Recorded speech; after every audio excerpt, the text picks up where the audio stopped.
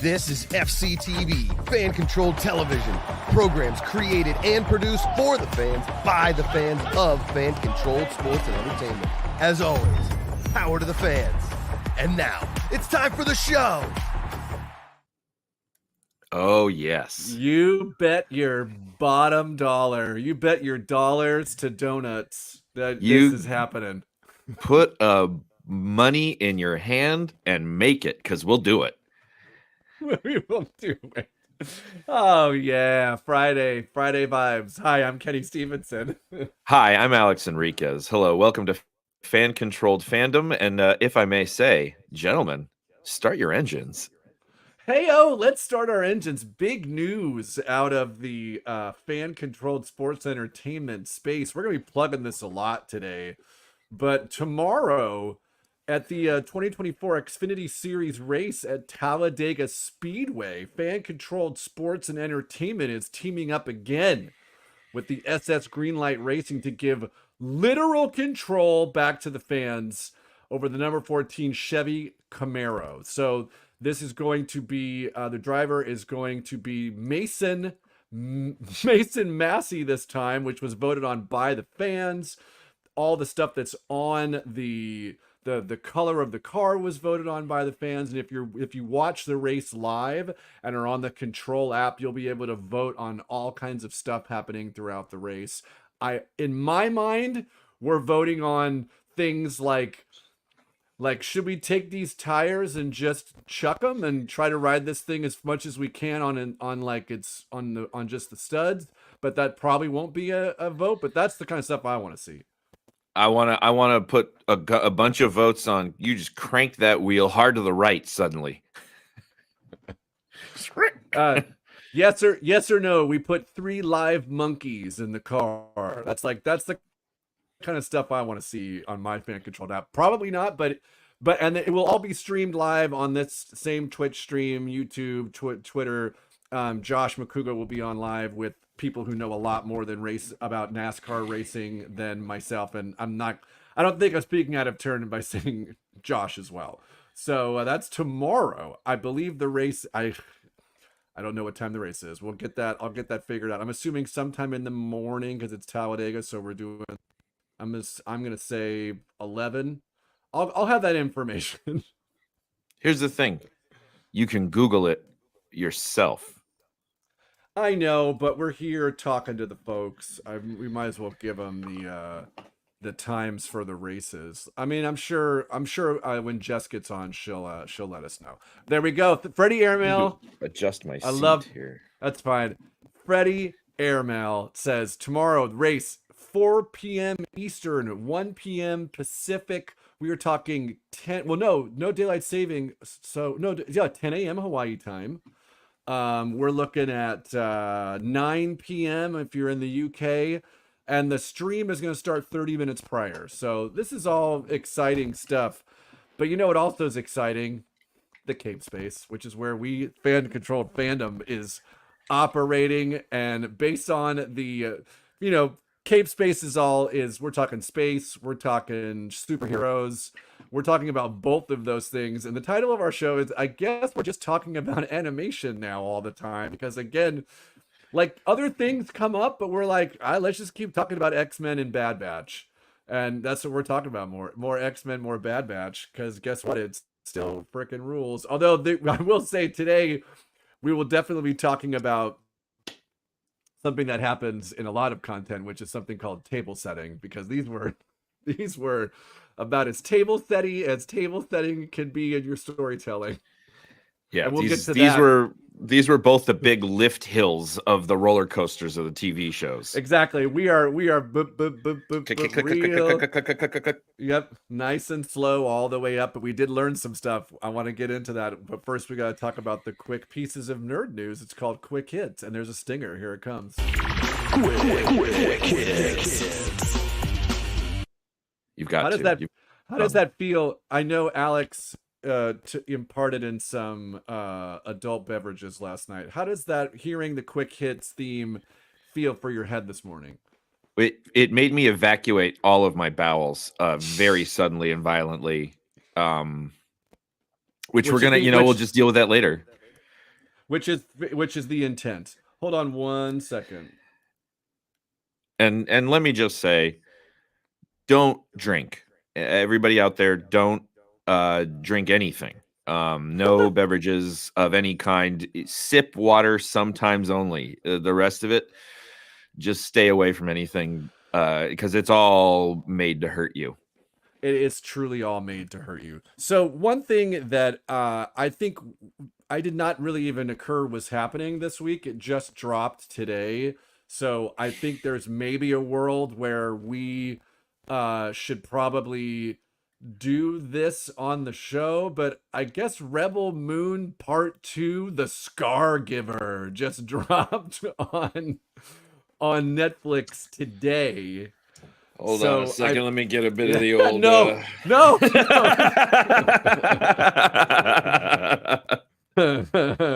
I feel like we probably should watch that show, but Should we? I mean, we did the first one. I feel like a completionist. I also feel like a total masochist, and I need to have to watch. But we need to know what happens when Cora and the rebels that she recruited to battle the full force of Atticus Nobles. Again, that is our bad guy's name.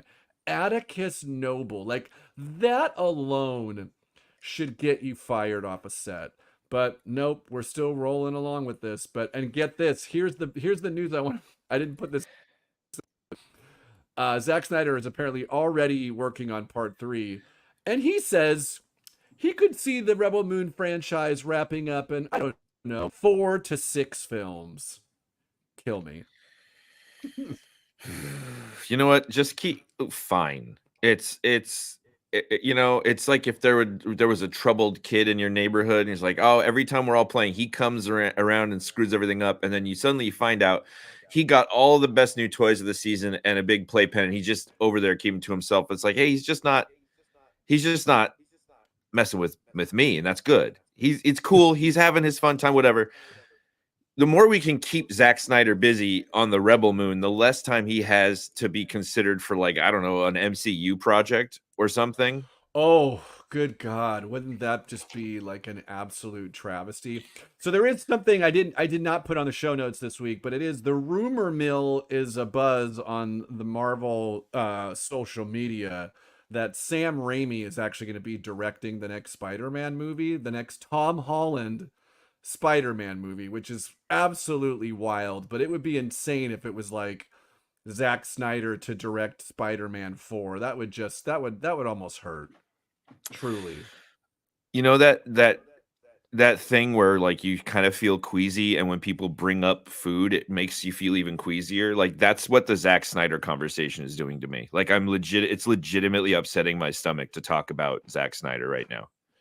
It's tough. I want to get a quote here to see, just talk about. He said, when speaking with Radio Times, because again, this movie, the sequel is apparently out, and says, we absolutely have the story for Rebel Moon 3 all set. We did all that work. We wrote a treatment for the movie, so we'll see how we go ahead. I guess a total of 4 makes sense. And then he says that sentence and then immediately says 4 or 6, depending. Not 4 or 5, 4 or 6, depending. I guess it's whether or not every time we make one of these movies, we make 2. That's the question. So I guess what he's saying is that every time he makes 1, he's actually making 2. So if he makes a total of 3, it's 6. I mean, just kill me. But we were talking about it the other day, and I was like, would an audience be disappointed if they only got 1 movie now from Rebel Moon? Would they be like, oh, it's 1 now? Great. Let me speak for and just say yes. That would be me. Yes. The less the better. Actually, you know what? How about this? I have no problem with Zack Snyder getting paid a whole bunch of money to make it. There's people's jobs and like all this stuff, but just don't release it and don't let him talk about it. Oh, that's a fun idea. So that way he's still being like, that beast is still being satiated, but we don't have to actually like partake in it. Yes. That's not a bad idea. I think I like that. Let's do that. Let's do that and let him just be that as it may. I put this in the this is not in the show notes, but when I was going to like load up everything to read, I saw this news just dropped. Our guy Denis Villeneuve confirms that he's writing Dune Messiah right now. He is already making a movie called Nuclear. Wow, what a title! Nuclear War: a Scenario. He's making that first before he returns to the Dune franchise, but he is currently writing Dune Messiah right now. So you have time to go read Dune Messiah because there's a lot going on, okay? He says the anger felt by Chani at the end of part 2 is tremendous. I don't want to reveal what I'm going to do with the third movie. I know exactly what to do. I'm writing it now, but there's a lot of firepower there, and I'm very excited about that decision. Samesies. Yeah, but before that, I'm going to write a movie that has a title of the fake movie, the fake artsy movie that we made up for the sitcom to demonstrate that somebody's going to a fake artsy movie. What's it called? A nuclear war, a romance, or something? Nuclear War: a Scenario. Which it sounds like a perfume ad. I was gonna say, but I feel like I can turn on the television right now and see Nuclear War: a Scenario. Like that's something like that's a thought exercise that I don't have to do a lot of work on in the current climate that we're living in. So I kind of don't want to see that movie, but I don't know. Denis Villeneuve is great. I would probably see him like if he just like the scenario that I always love referring to, if it was just like Ryan Gosling eating a pizza directed by Ryan Gosling doing the Beavis and Butthead sketch directed by Denis Villeneuve, I'm into it. 100% absolutely. Danny Quesadillas is infallible. Yes, he is. Can you talk for 2 seconds? I just got to send a message real quick. And to further the point here, we go to the movies to escape, right? We go to the movies to get away from our troubles, not to look out a window onto the battle-scarred world we already live in. That sucks. I turn on the news. What is that? Danny Quesadilla's next movie is just called The News. And you go and it's just like 2 hours. For 2 hours, they just show you CNN. And then you leave the theater. You're like, I don't think I got it. I think it missed me. Denis Villeneuve talking about Nuclear War: a Scenario is just like it's starring Wolf Blitzer, and that's all it is. It's just like him talking about what's currently happening in the world, and that's a thing that's happening. Shut that dog up. They can't be interrupting the big broadcast, and they know it. They know it. All right. Something that you and I are very anxiously anticipating as two people who are absolutely imbibing Star Wars: The High Republic in probably could be argued an unhealthy way. I've already finished Light of the Jedi. I'm now on one of the young adult novels, YA novels called Path to Deceit. Incredible stuff. Phase 1. The Acolyte is a show that we are getting in like a month and a half, and very exciting stuff. Takes place during the High Republic. Daphne Keane, who plays Jedi Jecki Lawn, by the way, High Republic, the name game in the High Republic, it's as if they're listening to all the goofy name games that I play on the show. It's like they're listening to that, and it's like they are just saying, hold my beer, because Jecki Lawn is a name. And he's speaking in an interview.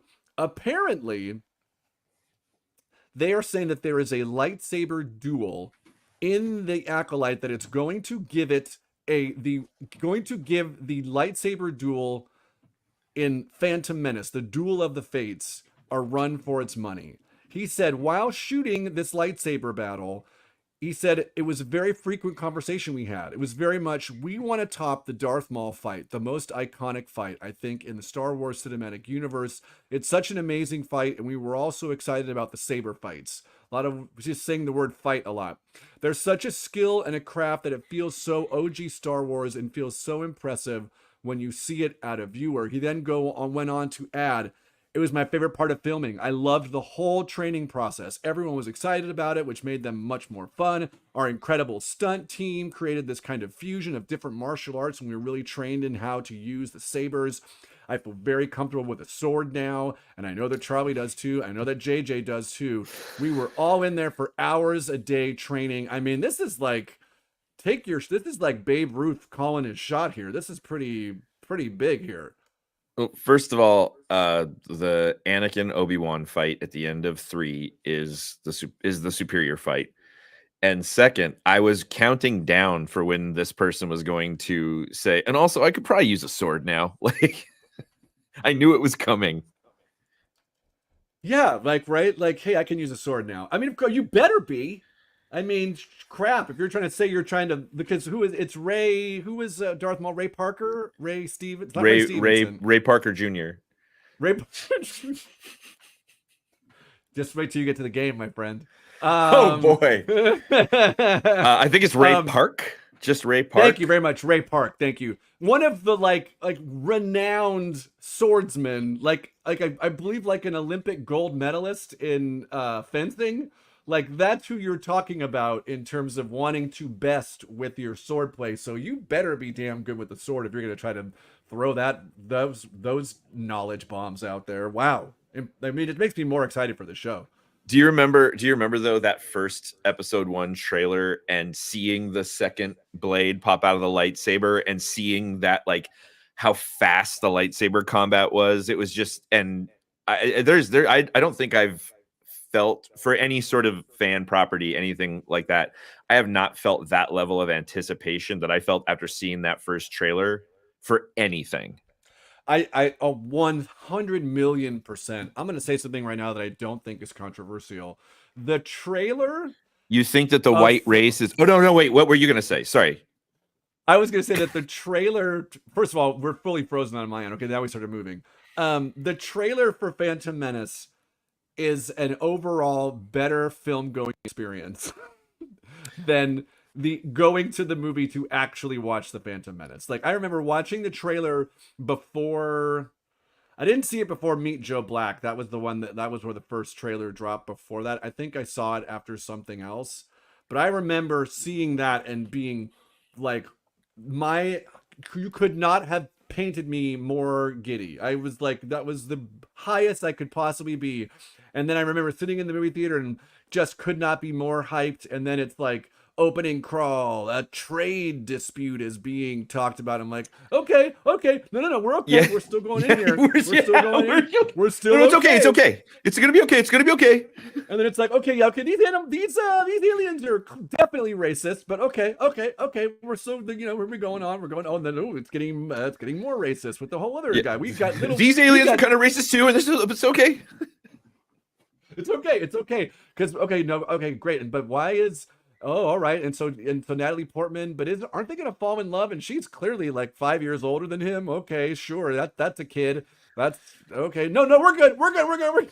But yeah, we're not gonna talk about not only the age difference, but the fact that this is a child she knew when he was a child, and then when he grew up was like, oh my God, yeah, game on, let's do it. Thank you so freaking much. A little Soon Yi. That is truly like dating, like dude dating his babysitter. Like that's what it feels like. You know what I mean? Hey, Lucas goals, am I right? I always wanted to. She was 15 and I was 8, and I like John Mulaney said, it was like hiring a horse to watch a dog. Anyway, I don't know. I love. Yeah, Lucas is constantly quoting Mulaney. I think they have the same kind of marriage history. Anyway. Whoa, nice. Easy does it. Let me just get a sip of this. Yeah, divorce, and then divorce after saying he's never going to have a kid, and then immediately getting married and having a kid with somebody else. Incredible stuff. Mulaney's funny, and God, you know what? I give it to him. I love him. I'm back. And you know what? His new special, or his most recent special, where he is incredibly self-indulgent, but also incredibly real and incredibly raw. And anybody who has been through the fight of the disease that is addiction, to be able to come out on the other end and to be able to be about it openly in a way that might make others feel okay. Yes, very much for positive mental health representations. And I'm also very excited about my Star Wars. Let's go. Yeah, yeah. Acolyte. Me Acolyte. too. That's all. I'm sorry. I was getting a text from my manager about something, and I'm like, "What's happening here?" But I am reading a bunch of things at once. Yeah. If this fight scene, I'm gonna say if this fight scene's even in the same ballpark as Duel of the Fates, great. Sure, let's do it. At least they're aiming at it. You know, I think lightsaber combat is such an important part of Star Wars to me. You know, there's plenty of Star Wars stuff that doesn't have Jedi, doesn't have lightsaber combat, but it is special, and I think that I'm glad that they're taking this approach to it. Yeah, I think that's a great point saying it's special. It really, there's a lot of things in Star Wars that make it Star Wars, but one of those things is lightsaber duels. So if you really want to make this, especially because we're getting, like, the only character that we could potentially get that we've even seen before is Yoda, which we're probably will just get him like walking around in the background of Could get scene. Chewbacca, R2D2, C3PO, Jabba the Hutt. There's a couple of others. Sheev Palpatine is on the table in the Acolyte. That's right. I don't. If the Acolyte, what if? And I don't want to put this show in any sort of like negative or positive. I want to take it for what it is when I see it. If they put this show, what if it like 80% of it's on Tatooine? Oh God. I don't want to go there. That sick BC feeling Lions is back again. BC Lions wants to know if there'll be any talking about sport or is it all animation, lads? We're going to talk about, we plugged Talladega. We got the one piece of sports news coming from Alex and I in about 5 minutes or so. We got a couple of quick hits here left. Alex, did you see this trailer for this animated Transformers movie called Transformers 1? I did. And what? I mean, here's the thing. Okay, yes, please. There's a lot. See, I know you and I have talked on this show about Transformers and how we're tired of seeing Transformers. And I think very explicitly, we had said last time we were talking about it, like, just give us a bunch of robots transforming. And that's literally what we're freaking getting. Yeah. But it's also with Chris Hemsworth and Brian Tyree Henry and Keegan-Michael Key and Scarlett Johansson. And it's funny. And their faces are pretty. This is being done by I believe a Japanese anime studio is behind this. Interesting. I mean it's a Paramount production. I think they hired that house. I don't know the information. I saw this trailer sent to me via the Daily Crunchyroll blog. So that's how I saw this trailer. So to me, it was like, but this is a movie. This is an animated movie coming out in September. Chris Hemsworth is Optimus Prime doing an American accent because he's Australian and he's talking like this, but it's very much still Chris Hemsworth. So it's got a little bit of a rasp to it. But it's like this trailer opens with like jokes. And I'm like, I mean, I guess if you look at it, we've asked for just the robots doing robot stuff. We ask it to not take itself too seriously, and it seems to be not taking itself too seriously. I feel like this might be in our wheelhouse here. I'm actually in agreement with you. I'm mostly, I guess, curious what implications are here. Is this, Transformers has lore? Is this canon prequel? Is this like Optimus Prime's actual origin? And if that's the case, are we watching something where is it fully a cartoon or is this taking place in an animated world, or could theoretically like live action people show up? You just happen to be seeing this story in a place where everything will be computer animated. I hope it's fully animated. That's what I hope. I hope we keep this as its own thing. If you haven't seen the trailer, it seems to be like a prequel story. Optimus Prime and Megatron are actually friends. They actually can't transform yet. They're just like kind of worker robots. And it's like jokes, like just straight up like telling jokes, like as if this is like a Lord and Miller Spider-Verse or like a Teenage Mutant Ninja Turtles Mutant Mayhem kind of thing. And I'm like, watching it, the initial reaction is 1000% like, wait, what is happening? Like, what? It's introduced by Chris Hemsworth and Brian Tyree Henry, and Brian Tyree Henry is making some choices with his whole facade, and you just watch the trailer and you'll know what I'm talking about. I didn't. But I saw it he without looks that amazing. intro. Oh, I saw it with the intro. He looks amazing. Choices, though. That's all I'm saying. One of my, I gotta say right now, just sidebar. I know you just watched him in Godzilla, Kong, whatever the hell that thing is called. Brian Tyree Henry, just one of our most underrated performers. 100%. 100%. There isn't something that he does not absolutely crush in. He is one of the greatest. Paperboy in Atlanta is all-time characters in television. All time. Yeah. And to kind of reaffirm your point, to think he can go from Paperboy, who, you know, feels like they might have gotten him as a local hire, and then go into his character from the Godzilla Kong franchise, which is this, seen it a billion times, almost autism coded sort of nerd podcaster guy, who, by the way, they write him so stupid. It's so like he's a podcaster and a blogger who doesn't know how to podcast or blog. Anytime he's interacting with tech, he's doing it in a completely absurd and I'm like, they don't do enough to be like, oh, this is. At a certain point, I had to put it together like, oh, this is why he's unsuccessful, because he's bad at the thing, but they don't make it that explicit. They're playing that thing for jokes too much. I don't know, but he's so capable in that. And by the way, I also want to tell people there's a little kid King Kong in this movie, and like Godzuki as to Godzilla, I've dubbed this little baby King Kong Ding Dong Dookie. Oh man, I feel like more and more you talk about it, I need to see this movie now.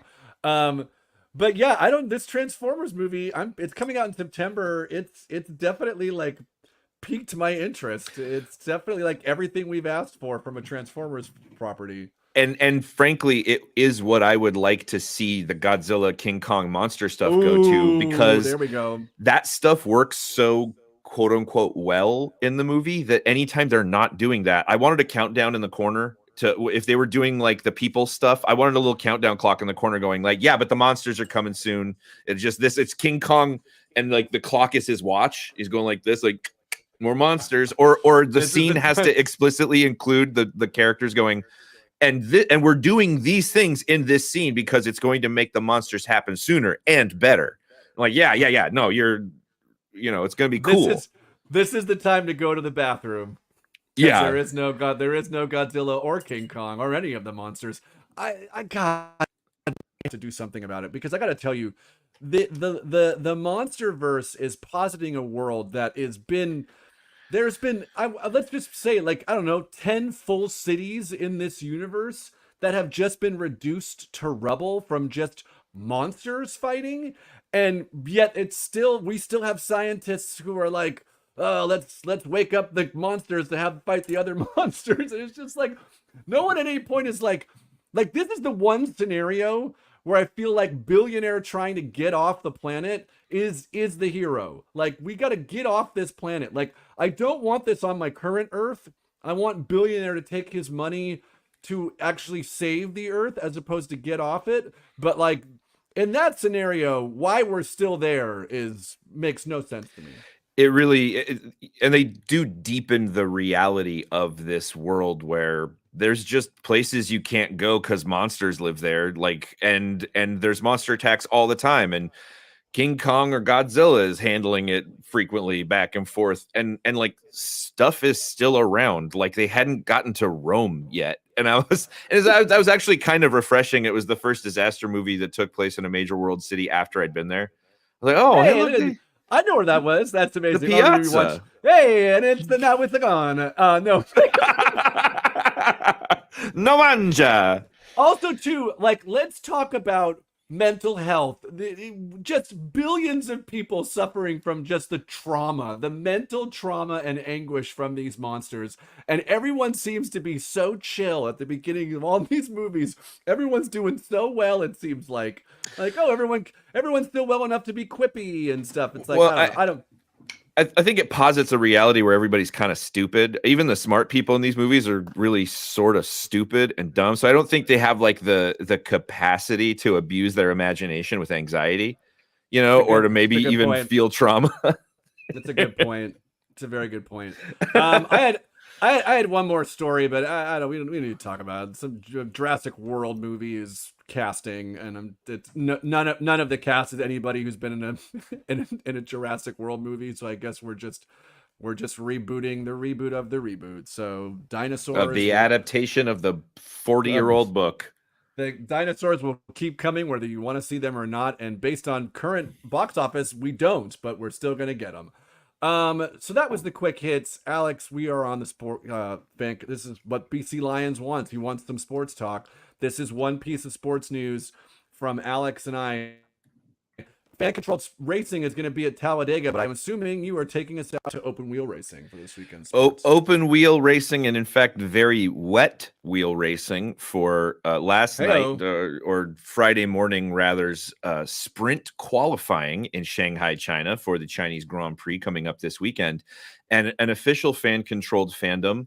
Congratulations to McLaren driver and this fan's favorite, Lando Norris, who managed the inclement weather to place pole for the sprint race to see who qualifies for the Grand Prix coming up this Sunday. So it was a big deal. It was pouring down rain, and he cut through the pack and made it happen. So Lando, here's looking at you. This is a human being whose name is actually Lando. Lando Norris. That's freaking solid. And I think it's not Orlando. I think it literally is just Lando. I could be wrong. Oh, if his parents named him after the character, which I can't see a world where that's not the case.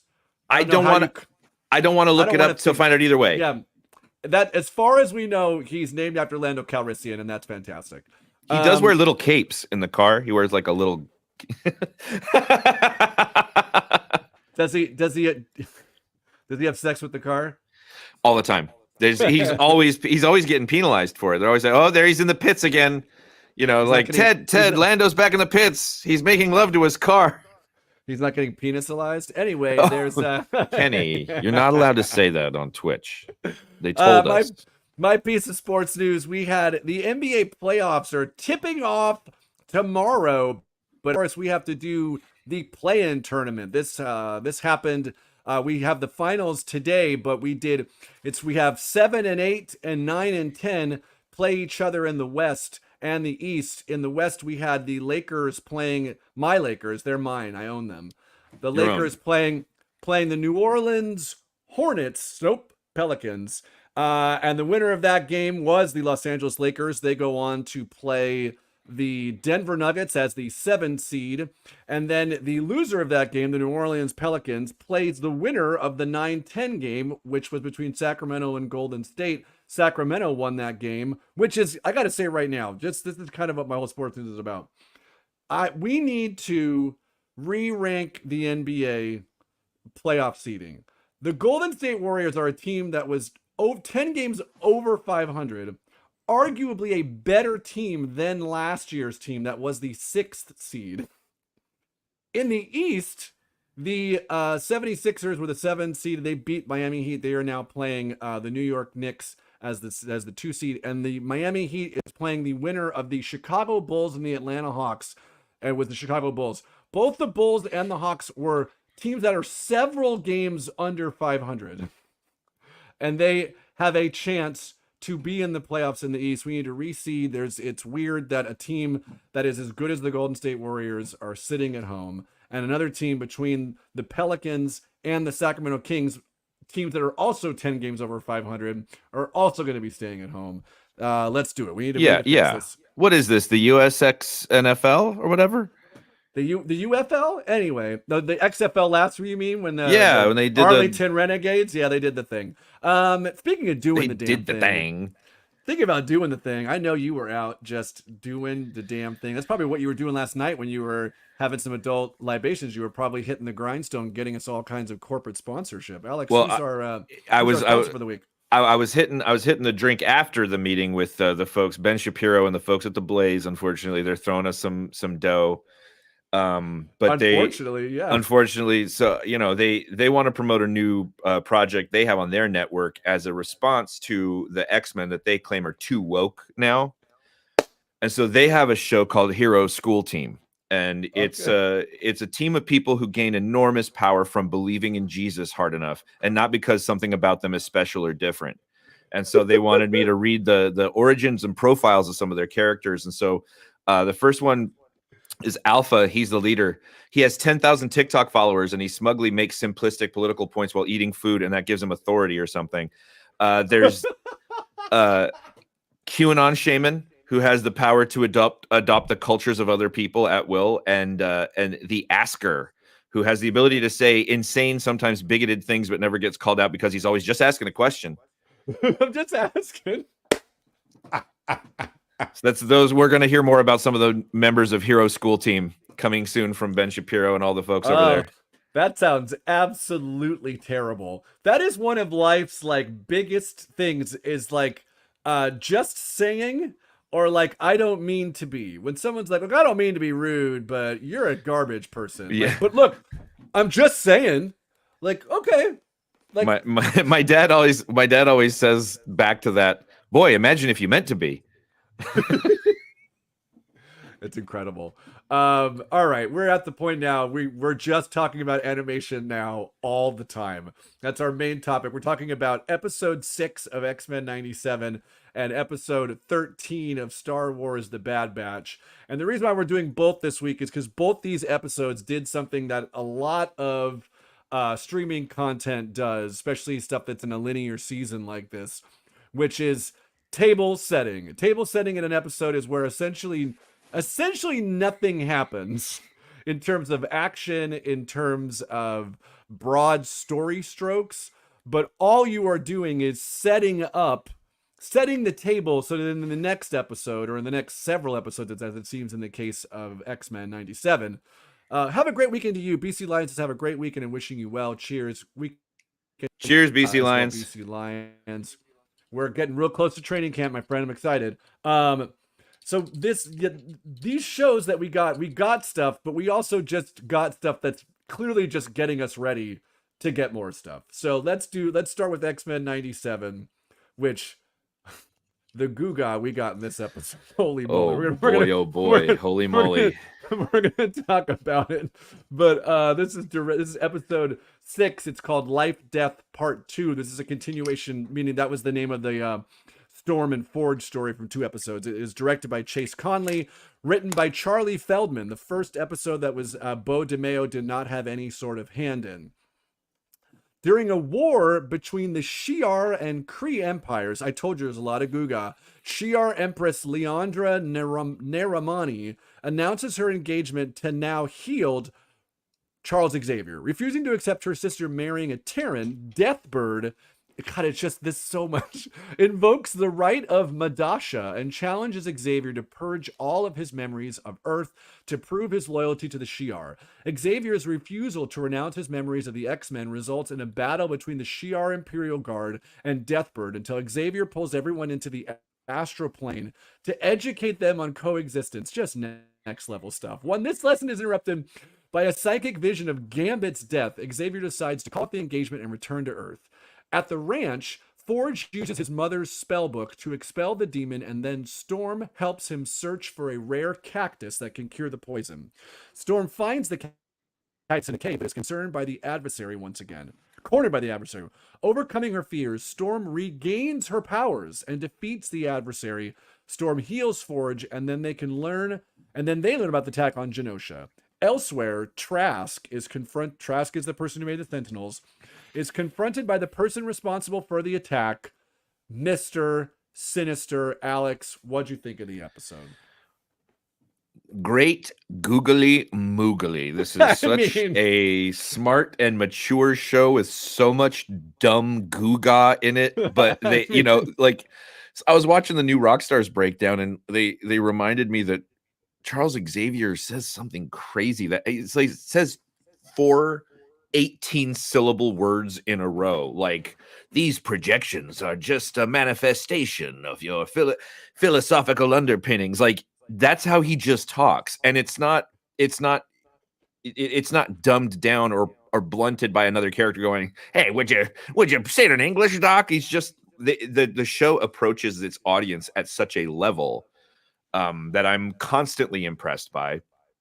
I love seeing Forge do magic. He's like a cyber mutant man who does sorcery. Like, what? I actually later in the Hoopla recommendations, I kind of wanted some weirdo Chris Claremont X-Men stories. Nice. And I downloaded one of the Masterworks trade paperbacks or whatever, and it was the aftermath of this love and death story. Just so happened to kind of find myself adjacent to some of the plot points that are coming up in this series, and it's just really fun and cool and weird. And they're just capturing that entire spirit. The Shi'ar, they showed the Royal Guard, the Shi'ar Royal Guard. I love it. This episode to me was like, yes, ultimately, like I could tell you what happened in like a sentence. Like there's not too much happened, but gosh, great googly moogly. There is such, and not only is there like just chock full of just utter nonsense, just the silliest stuff. There's like the adversary is like a talking crow. That's just like silly stuff, but it still works. And you're right, it's incredibly adult. And the Shi'ar to me is like, you know, we've gotten a lot of stuff that's in this TV show that's like accurate to the storylines of the comics. The fact that like they kept like 90s version of the Shi'ar is just next level stuff. Like when she takes off her helmet and the hair is still like fully just not even freaking moving. Incredible. Like I just was like, oh, we're just doing it. This is absolutely wonderful stuff. My favorite line, I put this in the show notes. One thing we definitely learned in this episode is that Professor X, he gets down because they say there's a point where he says something to the effect of like, oh, we could take care of that.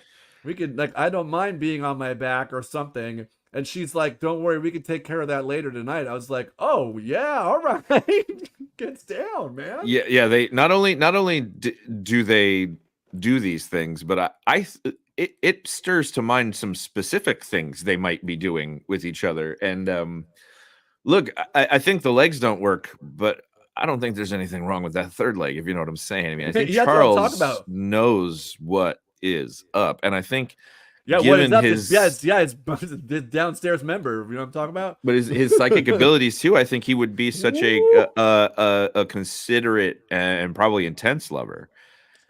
Well, let's go there for a second because let's do it. This show. All right, let's just say right now, we're getting into some TVMA, however you want to rate this stuff.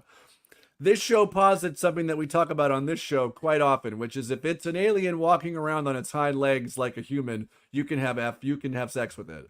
But this princess, what is her name again? Or not? Lilandra. Lilandra. It is known in comics lore, and I believe they even say it at some point, that she is hatched. She is hatched via an egg. So this race already doesn't reproduce the way that human beings do. So what is like, can we assume that they're just doing it like normal people do, like people on Earth are doing it? Or is there some whole other thing that they do out there? Well, Kenny, I think you've encapsulated it right there. It's a whole other thing. And at the risk of, violating the Twitch terms of service, I can say if the rules apply that they do on Earth, that Princess Lilandra, having been hatched, is some sort of avian and therefore would have a cloaca, which, obviously not designed and meant for more human-oriented intercourse, but certainly still in play. I mean, something's going on there because not only is it something that she is aware of, but it's something that she's like, we'll do that later tonight. She likes doing it, so there's some pleasure associated with it. So, I mean, I need a whole other episode. What if it's something even stupider and grosser that it's like, if they actually showed it in an episode, it would just be them like sitting cross-legged facing each other, and they're just doing like mind battle stuff and like, connecting with you on a psychic level. Get the That's probably outta what it here is. with that. No, it's like it opens up, and the two of them are like this, and they're just like kind of psychically looking, and then Charles just goes, "Hup," and I'm done. Are you? Yes. And that's it. That's what it is. I And must a go. cigarette floats into frame. Yeah. I must go change now. Why do you have cigarettes so handy? It's my own business. You leave me alone. All right, whatever. Don't get my friend. No, actually, it's cool because my wife does a one-woman show, has a one-woman show with the character Smokes, and she has an actual pack of cigarettes she's been using, but those fall apart. This is a pencil. Whoa, that looks amazing. Yeah, it's That like looks- if you're just with it around, it's like absolutely realistic. That looks fantastic. Freddie It's Airmail, cool. I gotta address something Freddie Airmail said 8 minutes ago, which is it's really a shame how the Elks have 8 QBs on their roster and BC doesn't, isn't it? Yeah, they got a lot of. They even got McLeod Bethel Thompson on the Elks, but we have plenty. We have plenty of QBs on our roster, and the Elks, as shown by their record over the past couple years, which is garbage compared to BC, doing better. McClaw? McLeod. Oh, Bethel okay. McLeod Bethel Thompson. Sorry, his wife actually writes on Ironheart. That's his. It's why he came and he played in the USFL last year, and it was because so they could be in the States in the South while she was in Atlanta writing on Ironheart. Little known fact there. Well, I'll be. Yeah, you're welcome. Again, what do we do? Guga, we know that Professor X-Men. Yeah, I do. If there's an alien upright, you can have sex with it. That seems to be kind of the running thread throughout all of fandom content is as long as it's walking around on its hind legs and upright, then game on. You know what I mean? Yeah, what do they call that? Supine motion? Or no, Yeah, not supine. There's a word for that kind of ambulation, but that we do. But that's the only requirement. If that's so somehow that ability to walk is tied into reproductive organs, but that's something that I guess it's something that we should be studying here in our own human nature. Is if there's some sort of attachment to our reproductive organs and which is incorrect because there are people who don't have the ability to use their legs who can still make and carry children, and make it make sense, Marvel. I think that they belong to a species that in a templated form would have those things, so it still all applies, even because there are people born without legs, right? Yep. And they still get to go and have full, rich sexual lives, if I may. This is true. No, absolutely. Yeah, with consent. But yeah, thank you. But I also think that they might be getting into some activities that I have a sneaking suspicion. Okay. That, and I have to be very delicate here. Please be delicate. There's such a thing in the romantic world as being a square peg. You know what I'm saying? And I think that sometimes I think maybe they were engaged in certain things that could, they were a couple of square pegs, if that makes sense to anybody. That I think that that was what I suspect they were getting at in this TV show. Hey, you know who else F's on this show? We learned that Storm and Forge, they're probably making it happen because she at one point's like, oh, my love, or whatever, which again, we mentioned this during the last show. When we got last show they were on, we only got like 10 minutes of them. And in the storytelling, we had like palpable sexual tension between the two of them. Still very much in play with this. And then Storm gets her powers back. So I guess the real powers were the friends we made along the way. It's what that good loving does to you, I think. Forge obviously as an experienced gentleman probably shook something loose. Spiritually, like through his magic. Yes, of course, through magic and stuff, through the books. I thought for a second there. Sweaty, jeez. Me too. I know. There was a second there when he had like a magic book and it was his grandma's magic, but there was like 2 seconds where I was like, oh, the Darkhold. Oh, okay. Oh, he had some full on Doctor Strange stuff flying around that room. Yeah, which I'm like, okay, Because it seems like more and more like this show is gonna somehow by the end of it is gonna get the X-Men into the MCU. I don't know. It just seems like we're going there. So I'm I always like, oh, look at what's happening here.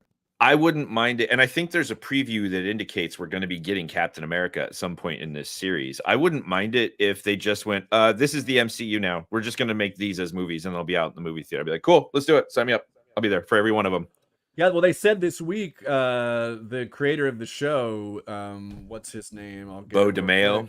Bo DeMayo said this week that they have an idea for an animated movie. They're ready to go. So they just need to get the green light from Kathleen or Kevin or Bobby Iger has got to be like, come on, we got it. And notice that with their massively successful property, he's not sitting there going, "Yeah, we got an idea for a movie or 2 movies or like 3 movies or whatever." 4 or 6 of them. Like that I need to go back to that. That galled me so bad. Everybody that I've ever met in this town has tried at least once to get something made, and that he can be so blasé about his garbage and just being like, "Yeah, we'll just make 3 or 8 more. Who knows? They'll just keep doing and we'll keep going." Like, have a little grace and sensitivity in a town that's not working yet. Like, I mean, yes, I don't think we can't stress this enough. Alex and I both live in Los Angeles. We both live in Hollywood. We are both actively involved in the industry. My manager specifically said that it is currently just an absolute wasteland right now, and there is nothing happening unless you were an already established shooting show or IP that is slam dunk. There is nothing happening right now. So so I guess maybe that's meanwhile Zack Snyder is like, I got 4 more of these fake Star Wars movies in me. Cool and good. Fake Star Wars 7 Samurai reboots. But we have actual Star Wars to talk about. Let's talk about some Bad Batch. And again, we're keeping this theme alive of what we're talking about in this episode. Hold on one second. I did my search for it and it's just not showing up. Which is table setting, because the Bad Batch only has 2 more. We got 16 episodes. We've got 2 more episodes coming after this episode. And so this episode was wholly just setting everything up. Like, there's not a ton happens in this episode, but we're going to recap it. It's called Into the Breach, directed by Saul Ruiz, written by Brad Rao.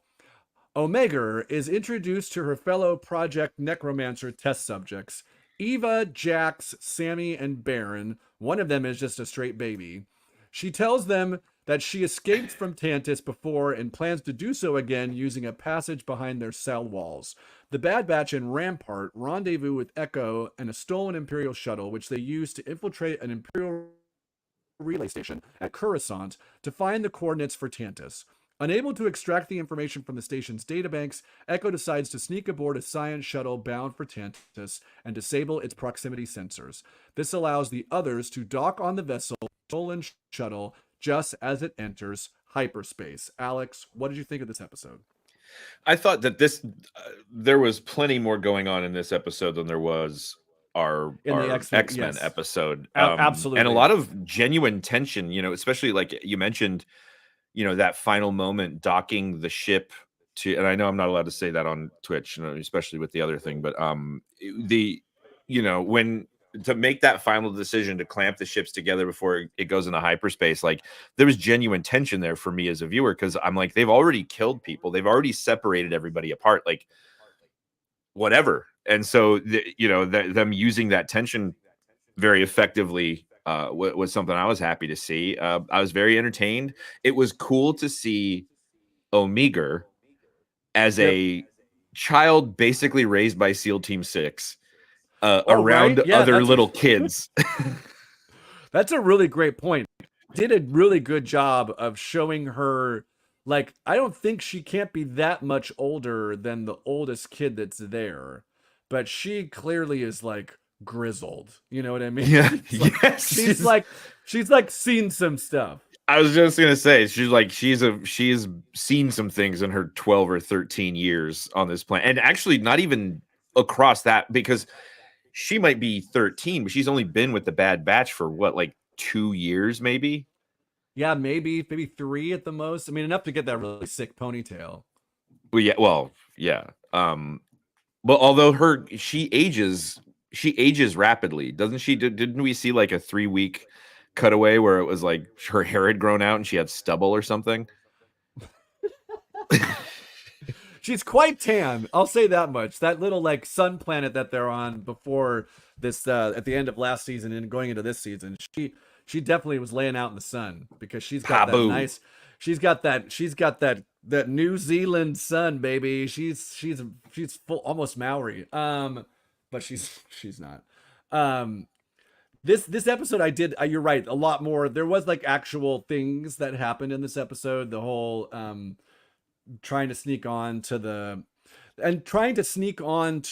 the Imperial base, and that is in like costume. That is very Star Wars, that is something that, and at some point they say my all-time favorite line, which is they mention a weapon, like, it's okay, there's a weapons malfunction, where they're in like one of the comm places, and Harrison Ford's line read of everything's fine, just a slight weapons malfunction. That is my Tashi station.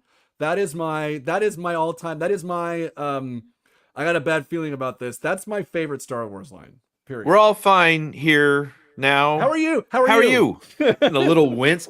Yes. I remember seeing that, a sold out house in Westwood, huge audience for like the first day of the special edition. That line, being in a live audience with that line reading going on, just that joke landed. It was so good. Yeah, and he improvised that. I think he was only supposed to say like, and everything's fine, but he did all that like, how are you? Like, that was all him. Like, just great stuff. But I love it. But this idea of sneaking on to an Imperial ship dressed as Imperials, that is such a Star Wars thing. Yeah, and stolen costume, sneak on station, all that stuff. This Rampart guy, who I just full disclosure, do not remember. I know that he was in an earlier episode, but like when they keep saying, like, they keep showing this guy in the last episode, I was like, who is this guy? And they're like, oh, that's Rampart. I'm like, I don't remember. He was not memorable enough to me I'm like, is that Callus? Is that who that is? But it's not Callus. Because they would say Callus, but it's not. Once at every social gathering, I find myself in front of a Rampart who I'm just kind of like going along, like, yeah, no, of course we know each other. All those other times where, you're here, you're always here, and they always know you. And you're always like, know hey! me. Yes, of course, that's that show we both saw.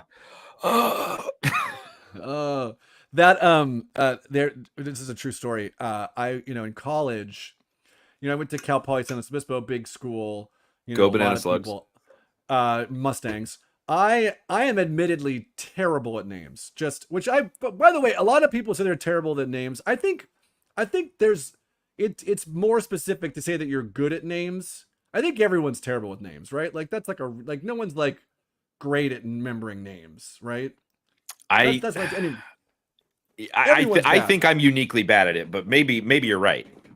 So there was a group of people who I met during the first week of school. It's called Wow Week, and it was a group of girls, 3 of them. I was kind of friends with them all through college, and one of them, and there was one of theirs names that I just did not remember her name, but it was fine because we were always in a position of like, hey, how are you? Good to see you, that kind of stuff. Senior year rolls around, and I'm trying to remember the exact context, but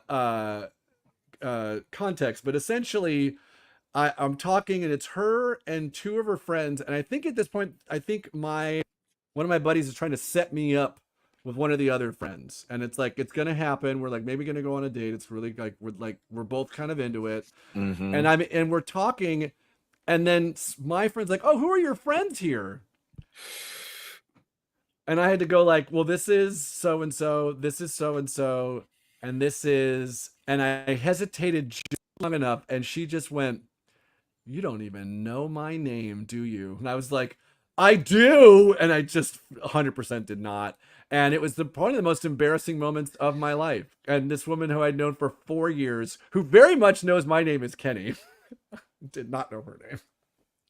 What was her name? Dolores or something? Nope. I still don't know. I want to say Jill. Kenny. Look, this is Alex. We're talking. This is 1999 is when I graduated. This is 25 years ago. Freddie Aomel. Yes, we do have a former 5-star recruit at quarterback. We do. Yes, he's a transfer from University of Washington. He's quite good. He got injured halfway through the year. I do watch Cal Poly football. But that's my quick little sidebar of not remembering people's names. Here, I put this in the show notes. This is like an official Omega check. We're at this point now. We've only got 2 episodes left. Is she gonna? Do you think she's gonna make it out of this show? Yeah, I think she will. I mean, how many kid deaths have we really gotten in Star Wars? Especially, I mean, I know this. We've made it. We've kind of underlined time and again that this show goes for it. Anakin has killed a lot of kids in episode 3. Yeah, but not ones we know. True, touche. That first one steps up and he's like talking to him, and you're like, well, I get it with that one. He's really annoying. I know. God, just shut up. Can you shut that kid up? Yeah. Somebody shut the kid up, please. Oh, I can with the yeah. Name's like Tommy or something. You killed the younglings. That's yeah. You and McGregor. So they do kill kids. I think she's gonna make it out of the show. I think it's gonna be one of these deals where she's gonna get out of the show, but she's gonna be in some like secret place, hiding place or whatever, and maybe it's like the world between worlds, and she just lives there. You have to go and hide in exile until it's narratively convenient for you to return canonically. As live action with Tamura Morrison. Let's do it. Let's do it, baby. Have him show up in season 2 of Ahsoka. Omega's been on Peridia, hanging out.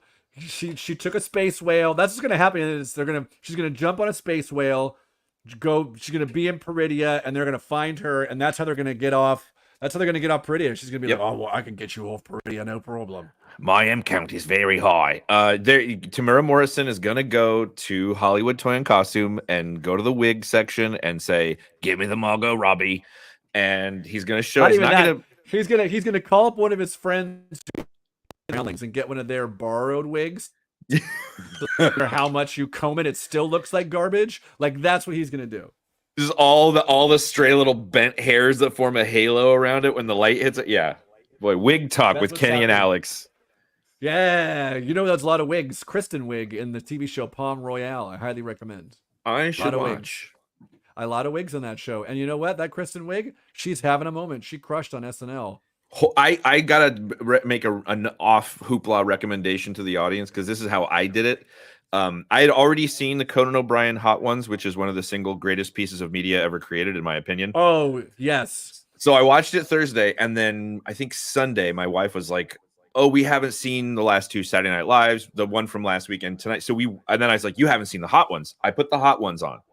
Then we watched Kristen Wiig SNL. Then we watched Ryan Gosling SNL. I have not laughed that much, that hard for that long. I don't think ever. It was awesome. It's a really good. These. I mean, we're getting a little off topic, but still, the past 2 episodes of SNL were high quality stuff, and there are insane. There are 2 sketches in both shows: the Jumanji sketch from the Kristen show and the Beavis and Butthead show from the Ryan Gosling show are arguably 2 of the best sketches I've seen on the show in the past 5 years. Like, just those are all timers. Unbelievably well written, funny. Like, oh my god. Well, apparently Streeter and Mikey have been trying to get introduced Ryan Gosling for 5 years. Yeah. Sorry. That's okay. There was the whole Gizmodo article that came out. Yeah, they've been trying to get that on the show forever. But when you have, it's the thing that's really, I'll just say this, thing that really makes the Kristen and the Ryan Gosling shows so funny is because that show really, really only like is singing at its best when you have a host that is like, let's go. Like, I don't care.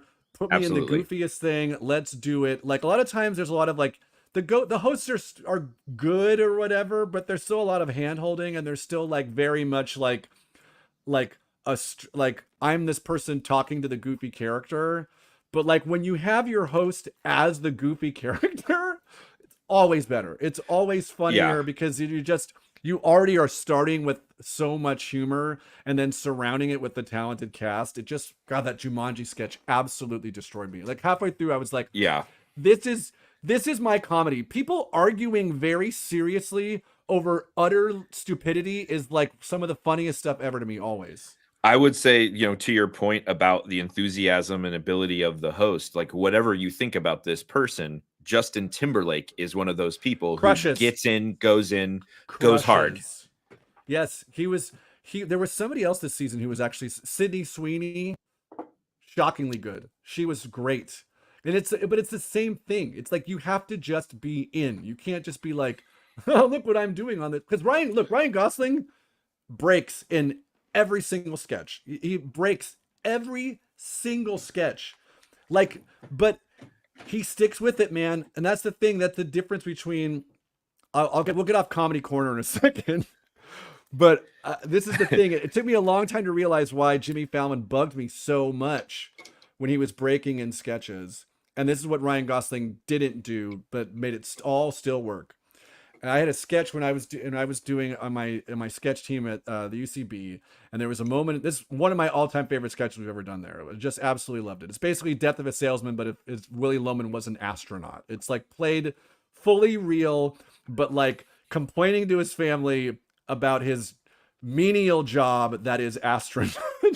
Funniest things ever. Dave Phillips wrote for Brooklyn Nine-Nine forever. He wrote the sketch. But there was a joke at the end where my wife reveals her name, and her name is so ridiculous that every time we tried to rehearse the sketch, we were already laughing before it got to the point where we were saying the line. And my director stopped us, and she was like, "Here's the deal. I don't care if you break, but you have to do it after the joke. Because if you start laughing before, then it's an inside joke and the audience doesn't know why it's funny. And then you're Jimmy Fallon." And that's what Jimmy Fallon was doing all the time on that show. He was breaking before anything was happening until what was even supposed to be funny. Whereas Gosling laughs because of what's happening on stage. So we all feel like we're a part of it. He rides along with the audience rather than being ahead of them, being separated from them. He's delighting in it because the host is ostensibly supposed to be your way into that wacky cast of funny folks because they're just there being harried that week. And I think he did a really, really good job. That sketch where he's like trying to leave his fiance. Incredible stuff. You're kind of the whole thing. Yeah, just and honestly, this is an area in which we do have actual like experience and insight rather than in like, hey, I like this nerd movie. Yeah, and especially like nuts and bolts of an animated Star Wars show is stuff that we're just conjecturing, but like actually talking about comedic timing and writing and stuff. This is like stuff we could actually talk. So join us next week for fan-controlled comedy. Hey, yuck 'em up, yucksters. The FCC. I think there's anything else let's do a Snoke check. Do we think we're gonna get Snoke in Bad Batch? Are we? We didn't get any sort of like like clone stuff in, and we were in Tantus for a while this week. I'm curious. It would be very, very interesting to, depending on what Snoke you get, that could mean a still body in a tank. It could mean like the being that Ben Solo meets, who eventually corrupts him. That was a guy that was just out there. Was he wandering the galaxy during the entirety of the rebellion? I don't know. We have to. I feel like this show we have to see, and it's probably gonna be like the last frame, whatever. The Bad Batch is probably gonna save Omega, and then it's gonna be like, hey, we got to go off to this planet that's hidden from everybody, and let's stay here and not move and not go anywhere for 20 plus years or whatever the reason is. We never see them again. And then at the very end, there'll be some like post credits tag on of like, Hemlock, who's voiced by Jimmy Simpson, by the way. Did you know that? Yeah. Yes. From Westworld, like and it's Always Sunny from Philadelphia. And the best role of all, intern Lyle on the Letterman show. Do yourself a favor and look up that compilation on YouTube. Incredible stuff. But yeah, it's gonna be Hemlock like opening up some door, and there's gonna be just like smoke, and it's gonna be like some sort of clone that just looks like Sheevan, and it's gonna be like bum ba bum bum bum bum bum bum bum bum bum by David Filoni, and that's what's gonna happen. Yeah, dude, I it's so much fun. I love where we're at with this stuff right now. So anybody that's got a problem with Star Wars right now can go jump off a Ferris wheel. Please. You're right. I think this show really did and we've mentioned it every week. But the fact that we have had this like legitimate like 15 episode linear story arc, which don't get from live action. We're getting like 8 episodes or 6 or 7. Whereas like they've got tons of runway here to tell this linear story in what's traditionally been a kind of like, which most of the animated stuff is, which is like kind of caper of the week. And then we might have like 2 minutes of some sort of linear thread line through the season. This is very much like one story. And then we have action that's happening within that storyline. And that's just like something that the live action just doesn't. And the same thing with X-Men too. They're not given this much rope, and both shows are taking that line, and it's like where they're water skiing behind a boat. They're just saying hit it, and they're just going whoop, and they're just jumping all over the boat, and there's all kinds of stuff. But crucially, not jumping a shark. That is very crucial. No sharks, no Fonzes. No sharks, no Fonzes. That's our other podcast. That's our other podcast. All right, Alex, X-Men. Is X-Men Star Trek or Star Wars? X-Men is very Star Trek-y. The interior journey, the idea that the great enemy is the one within, all of that stuff is so high mind, hard sci-fi. That's Roddenberry, baby, the great bird. Oh yeah, X-Men, this could not have been more Star Trek. We are like, yeah, the goofiest of the goo guys, and the Guardian. We haven't talked about the Guardian just rolls up. The Guardian, who is just, I guess, Superman. I wanted to give. Can you give some sort of primer? I know we probably are missing some sort of comics lore. Gladiator. Gladiator. Sorry. Can you give some sort of primer as for some of these characters that we saw in the episode? Besides Ronan, we did see Ronan for a heartbeat, but like one of them is actually Cyclops' brother. Who? The guy his name is Vulcan. He is a half brother who Scott Summers' dad, Starjammer, had in the Shi'ar Empire. Whoa! We can't say that on Twitch. Sorry, because at one time his dad that's his name. But Gladiator is a member of the Shi'ar Royal Guard, and he has a power set very, very similar to Superman's. But yeah, and that was very clear. It's tied into his confidence in himself. So if he feels, the stronger he feels, the stronger he will be. But there was an issue where he was fighting the character Cannonball, who can fly at high speed with like an explosive force behind him, and he's coated in this force field. And Gladiator tries to punch him, and Cannonball is able to get his force field up in time to take the punch, and that shakes Gladiator's confidence in himself so much that Cannonball is then able to knock him out, which was completely improbable. But it's one of those little like, oh, this writer figured out a novel way to kind of glitch with one of these characters' powers. Who were those people that he was with? The other like powered people? Are they like specifically like a team? All those like people who showed up at the beginning with like Deathbird, like who are they? Those are the Shi'ar Royal Guard. So those are like the super powered individuals from all over the Shi'ar Empire who guard Princess Lilandra. And actually, here's another fun fact. Deathbird, played by former old-time Fries on the Side person, Carrie Kabanoff. Really? Yeah. She was the voice of Deathbird on the show. Yeah. That's insane. Somebody speaking of talking about comedy, doing sketch comedy. Wow, that's incredible. Good for Yeah, you. it's really cool. She does a lot of voiceover work, and she posted about it on Instagram. So incredible stuff. I love that. but yeah, those characters are well established. They have a long history. They've been in and out of the X-Men universe, and X-Men specifically, right? The X-Men lore. Yeah, because they never had their own comics run. I don't think so. I don't think so, but they've been around a long time, and as other kind of pillars of Marvel have also used intergalactic stuff and Shi'ar stuff specifically, they've showed up all over the place. I love it. They should show up in Guardians Volume 4. Would love it. Bad Batch, Star Trek or Star Wars? I mean, Star Wars. You brought it up yourself. They're just hiding in stolen costumes. All the skullduggery, it's a Star Warsy Star Wars, as these Dave Filoni animated projects continue to prove to be.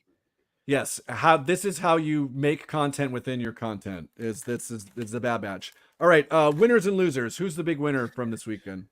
I mean, it's still just me, man. I keep saying it. I cannot believe that I wake up on Wednesday morning and am able to squeeze in an episode of X-Men and an episode of Bad Batch, and then right into therapy, baby. It's great. I love it. Lot of fodder to talk about. Yeah, this is my winner again. Is still Guga, man. You could not have. Every time we think this thing has hit peak Guga, they roll out an X-Men 97 rolls out an episode that is just chock full, just dripping in Guga. So much, if you were to just read the script aloud, you'd be like, this is nonsense. How in the world are we going to do this? But they do, and it works, and it's fantastic. And this is a great day for Guga.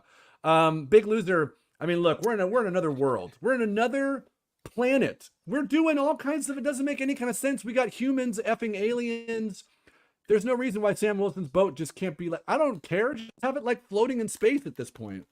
They do that cutaway of Lilandra communicating with the whole Empire, and they couldn't have those horse people on Sam Wilson's shrimping boat. Thank you. Goofy, guy with big giant face, MODOK guy, and he could be on Sam Wilson's boat. That's a thing. I think it's time to deploy some of the plans and things that we've been talking about off broadcast and how to boost the boat's signal. And I think it's time to have merch. It's time to launch the Instagram account and the Day One Boat Stand Kings merch line. I like this. BBS, the big boat, whatever, big boat content. I love big boat. Yeah. Let's do it. Yes, yeah, obviously the big loser. All right, so let's that's great recap. I don't know. We might be talking about this next week. We might be talking about Rebel Moon Part 2. We'll see. Maybe we'll do better. Maybe we'll do Rebel Moon and then we'll still talk about our fun stuff just to make ourselves feel good because I will say this. Watching. If you Godzilla versus Kong, there is a moment where in the middle of a fight, King Kong does use his son, Ding Dong Dookie, as a swingable weapon. He does. That's nice. He does beat up other monkeys with his son, and it made me laugh so loud and hard in the theater. People were upset. I like that. I like. Well, they could get over it. They can get over it because that's awesome. That's awesome. Yeah, do we have another? I don't want to hear this, but do we have an ad read from Ben Shapiro's X-Men show? It's called Hero School Team, and these are people who they gain immense powers from believing in Jesus hard enough, and so they have Lady Dame, who's she's the only woman on the team, and she's white or Asian or something. Then they have the lawyer. The lawyer, think you have rights? Think again. He has a special piece of paper that allows him to walk into even the highest halls of power in ways that will never be available to most. And Batman. Oh. He's a rich pervert who beats up hobos. Chef's kiss, Bob Kane. That sounds about right. BC Lion says, I have a federal cabinet member visiting my class in 45 minutes. Any questions for our Canadian member of parliament out of North Vancouver, BC? Ooh. Let me think on that. I want to know directly. I want to see full prediction of a record of the BC Lions. And if he can name the starting quarterback. That's what I want to know. What do you got, Alex? I don't know this person's political leanings, but do they see more expansive role in government, ultimately leading to a populace that is able to handle a more limited government? Or should there never be a goal to limiting government's role artificially in any way? Alex taking it real serious. I love that. I mean, you don't get a lot of shots. BC Lion says, "Whoa, slow down." Yeah, well, you can just play it back or something. I don't know.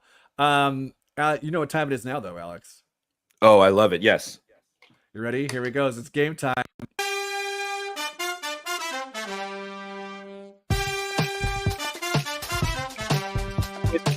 A parliament member, play this song. Yes, play this for them. Yes.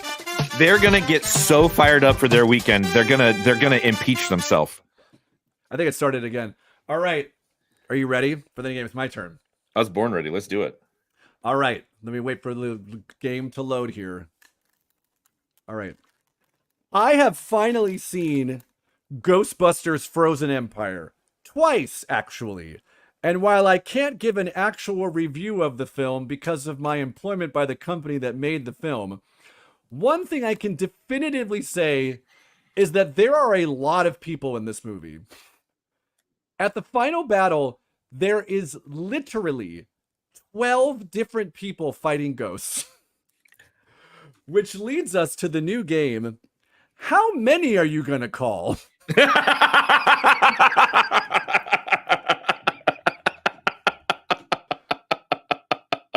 All right, let's do it. The game is simple. I'm going to give you a character name, and you have to tell me if they're in the movie. All right? You ready? Okay. Peter Venkman. Yes. Yes, he's in the movie. Bill Murray. Lars Pinfield. Yes. Yes, he is. Played by... I don't know who it's played by. Some British guy. All right. Dr. Hubert Watsky. Yes.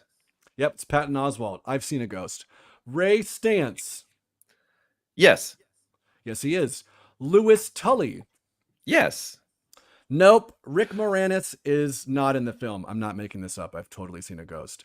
Dr. Janos Poha. Yes. Character from Ghostbusters 2. No.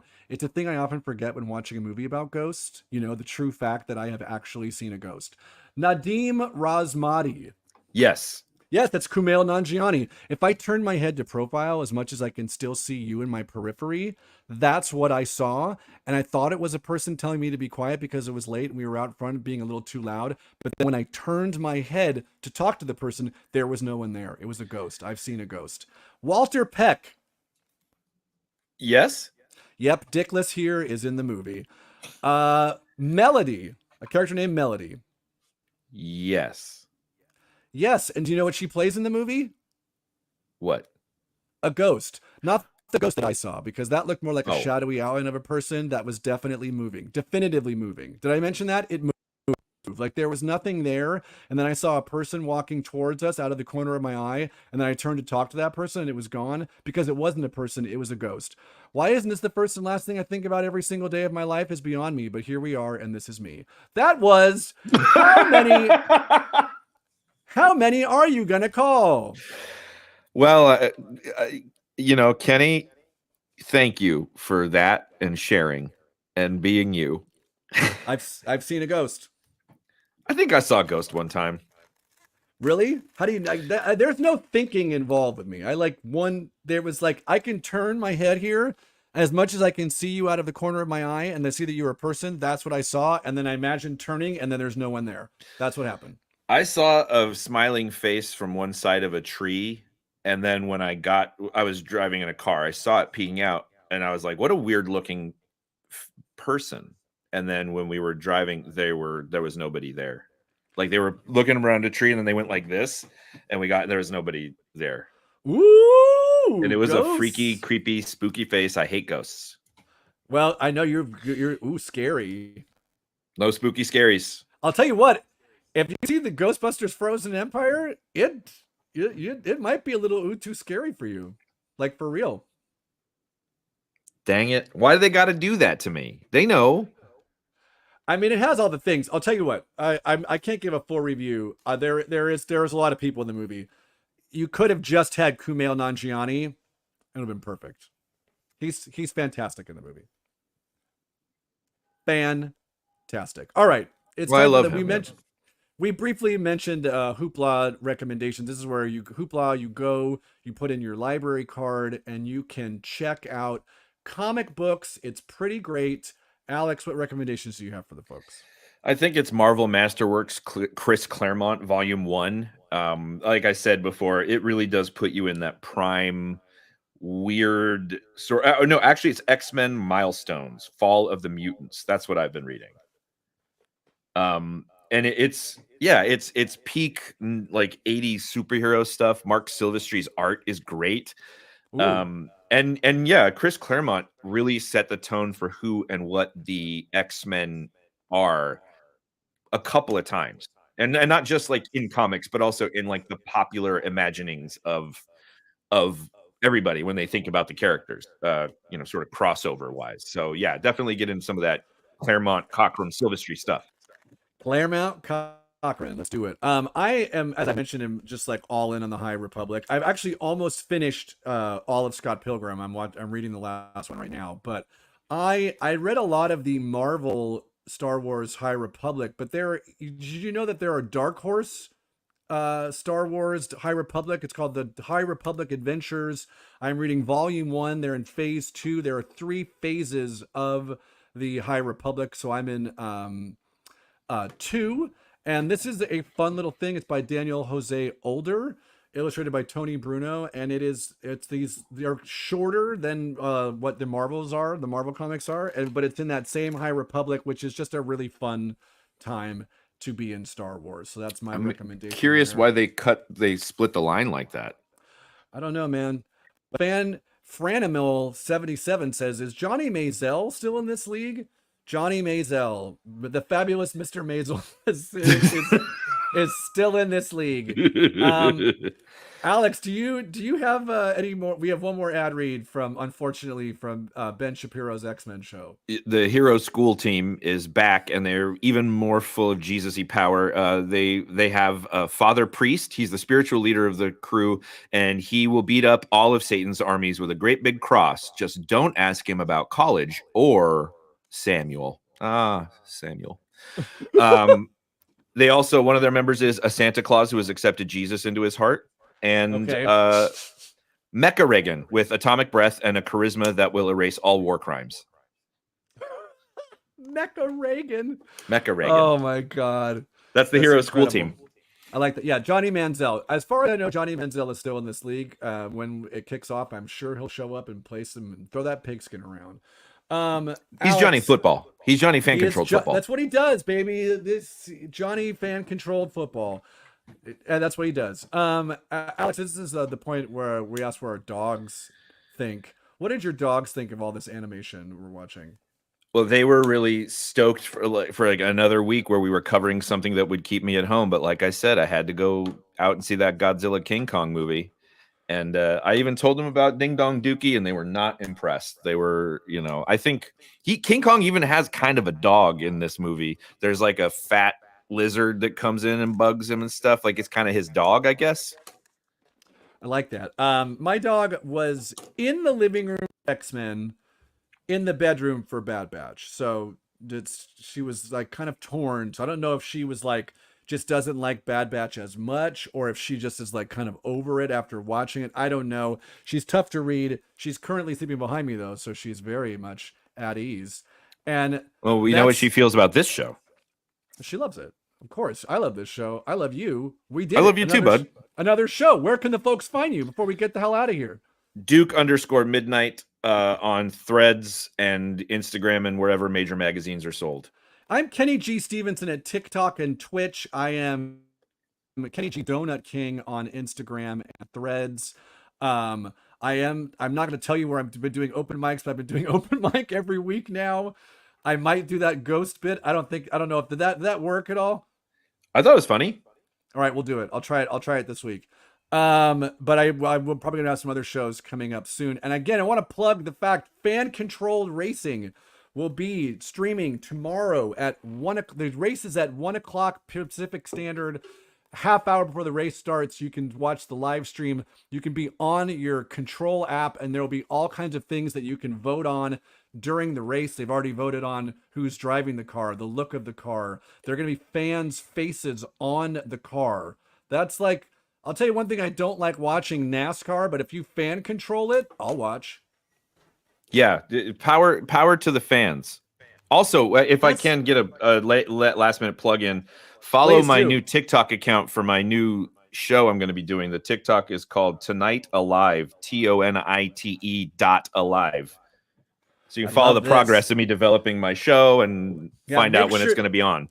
Make sure you watch, you're following Alex on Instagram too. He's been giving you a lot of late night walk and talks that have been pretty fantastic. So get on there, man. Thank you. All right. Thanks for tuning in. We'll be back next week talking about animation and, I don't know, Zack Snyder's throw up that's on Netflix. Rebel Moon, brought to you by Cornflakes. Oh, I gotta play the video. We get out of here. Wait for it. Wait for it. Oh, this is the part where my computer takes a total. Here we go. We got it. All right. Thanks for watching, everybody. Ah! Bye.